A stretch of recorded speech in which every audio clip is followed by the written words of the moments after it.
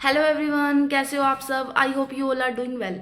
तो हमने पिछली वीडियो में मोटिवेशन की कंटेंट थ्योरीज के बारे में बात की थी। आज हम मोटिवेशन की प्रोसेस थ्योरी के बारे में बात करेंगे। प्रोसेस थ्योरी का फोकस क्या है? प्रोसेस थ्योरी फोकस करती है हाउ, कैसे, सीक्वेंस पे बेस होता है कि कैसे स्टेप बाय स्टेप एक ह्यूमन को मोटिवेट किया जा सकता है। देखो, प्रोसेस थ्योरी सीक्वेंस पे बेस्ड होती है, सीक्वेंस बेस्ड। हाउ, ये हाउ पे परफॉर्म करती है कि कैसे, जो मैंने आपको बताया कि कैसे ह्यूमन को मोटिवेट किया जा सकता है। प्रोसेस थ्योरी भी बेसिकली 4 टाइप्स की होती है। सबसे पहला पॉइंट होता है, पहला पार्ट होता है विक्टर व्रूम की एक्सपेक्टेंसी थ्योरी। सेकंड होता है एडम्स की equity theory. Third one is goal setting theory and fourth one is reinforcement theory. सबसे पहले हम बात करेंगे विक्टर व्रूम की एक्सपेक्टेंसी थ्योरी। देखो, विक्टर व्रूम्स एक्सपेक्टेंसी थ्योरी, ये थ्योरी नाम से ही पता चल रहा है किसने दिया है, विक्टर व्रूम ने। ठीक है, this theory was given by Victor Vroom. इस थ्योरी का एक और नाम है, मतलब इसको कैपिटल लेटर्स में बोलते हैं, जैसे VIE theory. VIE theory. V stands for valence, I stands for instrumentality, E stands for expectancy. ठीक है, समझ गए क्या होता है कि ये 3 एलिमेंट से मिलके बनी है ये theory. VIE, valence, instrumentality and expectancy. अब बात करते हैं कि ये एलिमेंट्स बोलते क्या है। देखो, एक्सपेक्टेंसी कहता है कि आपके अंदर, मतलब अगर आप किसी काम में इतने एफर्ट्स डालोगे तो आपकी परफॉर्मेंस उससे अच्छी होगी। ठीक है, ये मेरा एक बिलीफ रखती है।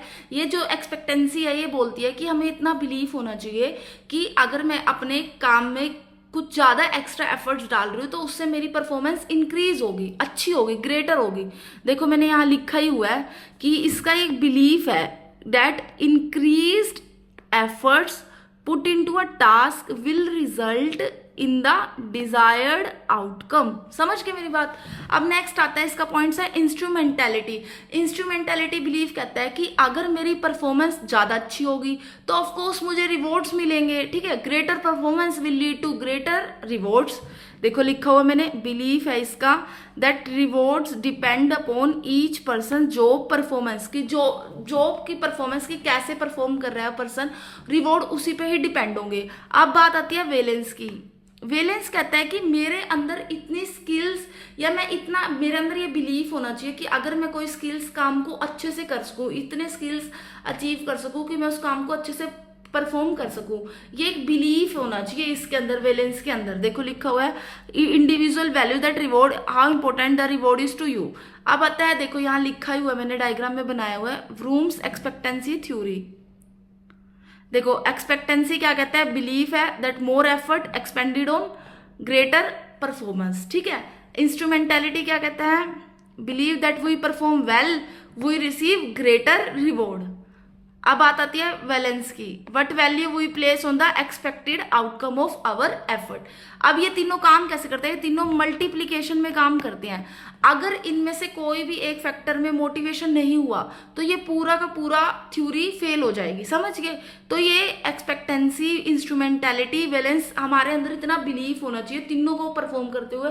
अगर किसी में भी मोटिवेशन की कमी हुई तो ये थ्योरी फेल हो जाएगी। समझ गए? विक्टर व्रूम की एक्सपेक्टेंसी थ्योरी। ये इस थ्योरी का मेन फोकस किस पे होता है, मेन फोकस ऑन आउटकम्स। ठीक है, आगे दिस थ्योरी ये और किस पे बेस्ड होती है, मोटिवेशन की प्रोसेस पे। ये देखो, इसका मैंने फॉर्मूला लिखा है, motivational force is equal to valence multiply instrumentality multiply expectancy. अब हमारी नेक्स्ट थ्योरी आती है एडम्स की इक्विटी थ्योरी। ये थ्योरी किसने दी थी, जे स्टेसी एडम्स ने, जे स्टेसी एडम। ठीक है, ये थ्योरी इक्विटी थ्योरी, देखो नाम से ही पता चल रहा है, इक्विटी मतलब बैलेंस, बैलेंस बना के रखना। ये कहता है कि इस थ्योरी में ये बोलते हैं कि पीपल मोटिवेट तभी होगा जब उनको इक्वल ट्रीट किया जाएगा, उनको इक्वल रेम्यूनरेशन मिलेगा, सब कुछ इक्वल ही होगा। अगर कहीं भी उनके साथ अनइक्वल ट्रीटमेंट होगा या अनइक्वल कुछ भी होगा ना तो वो डीमोटिवेट हो जाएंगे। ठीक है, देखो यहाँ मैंने लिखा ही हुआ है कि this theory states that people are motivated if they are treated equally and receive fair for their efforts. अगर उनके साथ इक्वल ट्रीटमेंट होगा और उनको इक्वल फेयर मिलेगा तभी वो मोटिवेटेड होंगे। लेकिन अब यहाँ पे मैंने लिखा हुआ देखो, अगर इंप्लॉय डीमोटिवेटेड हो गया अपनी जॉब से, क्यों डीमोटिवेट होता है? जब वो इनपुट तो ज्यादा लगा रहा है और आउटपुट्स कम आ रहे हैं। अब यहाँ बात आती है इनपुट्स। इनपुट्स किस किस में है? देखो, टाइम, एफर्ट्स, एबिलिटी, रिस्पॉन्सिबिलिटी। जैसे फॉर एग्जांपल मैं अपना टाइम तो बहुत दे रही हूँ इसमें, लेकिन मुझे रिजल्ट कुछ नहीं मिल रहा, मुझे ना ही अच्छी पे मिल रही है। अब जैसे कोई फॉर एग्जांपल आप किसी स्कूल में जॉब कर रहे हो, किसी कंपनी में जॉब कर रहे हो, अपना पूरा टाइम दे रहे हो, एफर्ट्स दे रहे हो, अपनी सारी रिस्पॉन्सिबिलिटीज को निभा रहे हो, लेकिन आपको पे उतनी अच्छी नहीं मिल रही, बोनस नहीं मिल रहा, कोई अदर पर्क्स नहीं मिल रहे, तो आपका इनपुट तो आपने ज्यादा लगाया, आउटपुट कम है, तो आप अपनी जॉब से क्या होगे? डिससेटिस्फाई होगे, डीमोटिवेट होगे, काम करने में मन नहीं लगेगा। तो सेम यही बता रखा है कि इक्विटेबल का मतलब ही क्या है? इनपुट और आउटपुट में दोनों में बैलेंस होना चाहिए, इक्वल होना चाहिए। अगर इनपुट ज्यादा हुए आउटपुट से तब भी पर्सन डिमोटिवेटेड होगा, और अगर आउटपुट ज्यादा हुए इनपुट से तब भी वो कुछ टाइम बाद देखो जब उसको लगेगा कि बिना काम करे ही मेरे को सब कुछ मिल रहा है, तो वो पर्सन काम ही नहीं करेगा ऑर्गेनाइजेशन में, तो वो भी हमारे लिए नुकसान है। तो समझ गए एडम्स की इक्विटी थ्योरी क्या कहते हैं कि इक्वल बैलेंस बना के रखना है इनपुट और आउटपुट के बीच में। अब आती है हमारी next theory, goal setting theory. Goal setting theory was given by Edwin Locke in 1960। ये थ्योरी कहती है कि जो हमारा ना मतलब जो हम टास्क परफॉर्म कर रहे हैं उसको हमारे गोल से लिंक कर दो। अगर जब फॉर एग्जांपल अगर मेरा किसी चीज को लेके कोई गोल ही नहीं है, मैं काम करी जा रही हूँ लेकिन मेरा कोई गोल नहीं है, तो मैं ना तो काम को अच्छे से करूंगी, खुश होकर करूंगी, बस ऐसे ही धक्का पेली करती रहूंगी। तो इसलिए इन्होंने बोल रखा है कि देखो goal setting linked to the task performance, ठीक है। और मुझे एनकरेज किया जाएगा ज्यादा से ज्यादा डिफिकल्ट टास्क को परफॉर्म करने में।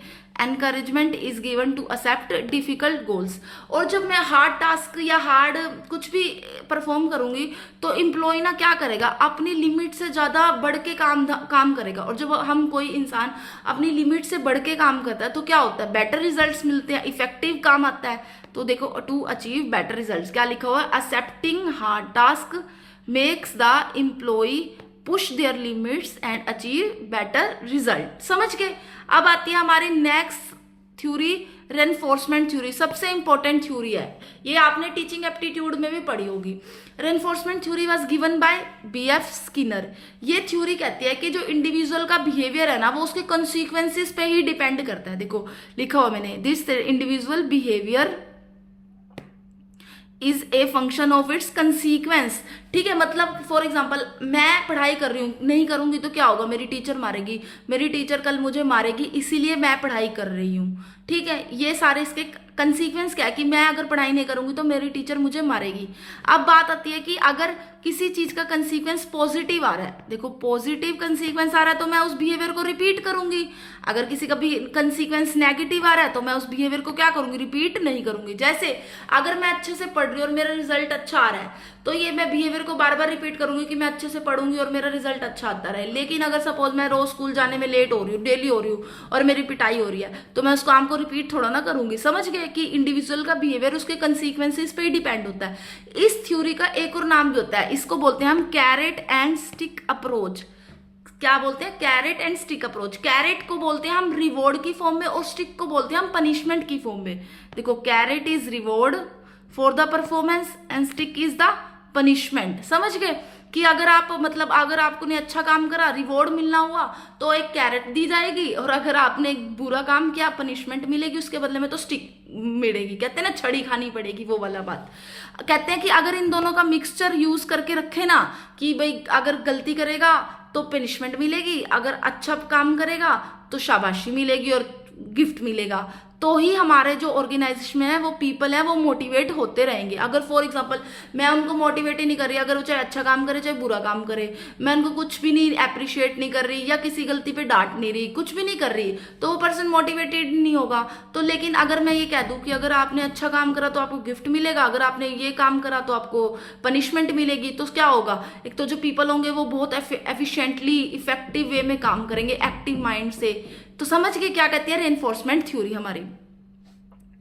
अब रेनफोर्समेंट थ्योरी पढ़ ली, अब हमने मोटिवेशन की दोनों थ्योरीज पढ़ ली, कंटेंट थ्योरी और प्रोसेस थ्योरी। इन थ्योरी के अलावा भी कुछ अदर थ्योरीज होती हैं मोटिवेशन की, जो अब मैं आपको बताने जा रही हूँ। देखो अदर्स थ्योरी, ये इंपॉर्टेंट है दोनों जो मैं अभी बताऊंगी आपको। एग्जाम पॉइंट ऑफ व्यू से। फर्स्ट वन है जेड थ्योरी, सबसे इंपॉर्टेंट थ्योरी है, मतलब इसमें पेपर में सिर्फ ऐसे ही क्वेश्चन पूछा जाता है कि Z theory was given bye, आपको 4 ऑप्शन दिए जाएंगे, उसमें आपको बताना होगा किसने दिया है, या ये थ्योरी किस पे बेस्ड होती है, या इसमें थ्योरी में कौन से कंसेप्ट, ये सब बातें बताई जाती है। अब देखो, William Z theory was given by William Ouchi, ठीक है। इसमें 2 कंपनियां मिलकर काम करती हैं, अमेरिकन और जापानीज मैनेजमेंट सर्विस। 2 कंट्रियों के होते हैं, अमेरिका और जापानीज अपनी सर्विसेज को परफॉर्म करते हैं। इसमें हम टेक्नोलॉजी का बात करते हैं कि इसमें हम एडवांस टेक्नोलॉजी, देखो एडवांस टेक्नोलॉजी, कि कैसे एडवांस टेक्नोलॉजीज का यूज करके हम पीपल को मोटिवेट कर सके अपने ऑर्गेनाइजेशन में। बस इसमें आपको इतना ही पढ़ना होता है क्या, कि एक तो Z theory was given by William Ouchi, और इसमें किस चीज का बात किया गया, टेक्नोलॉजीज के बारे में बात किया गया कि कैसे टेक्नोलॉजीज का यूज करके हम अपने ऑर्गेनाइजेशन में पीपल को मोटिवेट कर सकते हैं, और इसमें कौन कौन सी कंपनियों की प्रैक्टिसेस शामिल होती हैं, अमेरिकन और जापानीज की, ठीक है, समझ गए। अब सबसे इंपॉर्टेंट थ्योरी है theory X and Y. Theory X and Y was given by Douglas MC Gregor in 1960। समझ गए, किसने दिया ये, डोगलस एमसी ग्रेगर ने इन 1960 में दिया। किसमें दिया, अपनी बुक में दिया। अब उसकी बुक का नाम very important, the human side enterprise, एक सेकेंड, हाँ, the human side of enterprise, ठीक है। इस थ्योरी में उसने 2 पर्सनैलिटीज की बात कर रखी है, एक एक्स पर्सनैलिटी और एक वाई पर्सनैलिटी, एक्स पर्सनैलिटी और एक वाई पर्सनैलिटी। एक्स पर्सनैलिटी के लोग कैसे होते हैं, एक्स पर्सनैलिटी के लोग होते हैं ना, वो काम करना नहीं पसंद करते, वो हर टाइम अवॉइड करना चाहते हैं, कि भाई काम चोरी करते हैं ना जिसको, वो करना चाहता है, वो कोई रिस्पॉन्सिबिलिटी नहीं लेना चाहते, उनको ना डंडा दे के काम करवाया जाता है, वो ऐसे लोग होते हैं, और उनको सिर्फ पैसों से मतलब होता है और कुछ नहीं होता। लेकिन वाई पर्सनैलिटी के लोग क्या होते हैं, वो काम करने के इच्छुक होते हैं, वो खुद से ही मोटिवेट होकर काम करना चाहते हैं, वो रिस्पॉन्सिबिलिटीज लेना चाहते हैं, और एक काम के साथ साथ वो अपने आप एक्स्ट्रा काम भी परफॉर्म करते रहते हैं। ये सारे हम वाई पर्सनैलिटी की थ्योरी के लोग होते हैं। अब देखो मैं यहाँ बता रही हूँ, देखो थ्योरी एक्स की पर्सनैलिटी के लोग, सबसे पहले देखो लिखा हुआ अवॉइड वर्क, वर्क की अवॉइड करने की कोशिश करते हैं, अवॉइड रिस्पॉन्सिबिलिटी, रिस्पॉन्सिबिलिटी लेने से अवॉइड करते हैं, ठीक है। ओनली डिजायर मनी, मनी की तरफ भागते हैं कि पैसे मिलते रहे बस, और खुद ही डंडा लेके उन पे काम करना पड़ता है, पुश टू बी परफॉर्म, ठीक है। इसके लिए उन्हें, अब जब किसी को डंडा देके काम करवाना तो मुझे उसके ऊपर निगरानी भी रखनी पड़ेगी, तो ये पीपल क्लोज सुपरविजन रिक्वायर्ड करते हैं।